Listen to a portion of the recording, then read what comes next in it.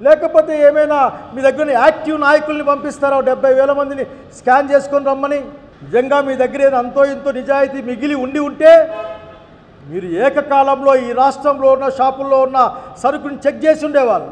అట్లాగే ఆ రోజు దొరికిన తర్వాత ఏ షాపుకి ఏ జిల్లాకి ఎంత నకిలీ మద్యం పోయిందని లెక్క తీసి ఉండేవాళ్ళు. మీకు లొంగిపోవడానికని ఈమానం ఎక్కి ఆయన జనార్దన్ ఏదో పేరుంది, ఆయన ఈమానం ఎక్కి ఇటుకు వస్తే మీ వాళ్ళు రాజును తీసుకెళ్లారు. మీరు అక్కడ అబద్ధాలే. జోగి రమేష్ పేరు ఇరికించే ప్రయత్నం చేశారు. చంద్రబాబు నాయుడు గారు, జోగి రమేష్ గారు ఒక 3 మాటలు 3 ఆప్షన్లు మీకు ఇచ్చారు. మీ దగ్గర ధైర్యం ఉంటే దాన్ని స్వీకరించండి. ఒకటి, పాపం దైవభక్తుడు జోగి రమేష్ దేవుని దగ్గర ప్రమాణం చేద్దామని అడిగాడు.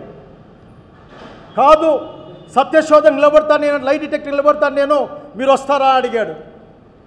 ఇది కూడా కాదు, సిబిఐకి ఇమ్మని చెప్పారు. సిబిఐకి ఇస్తే అన్నీ వస్తాయి కదా అని చెప్పారు.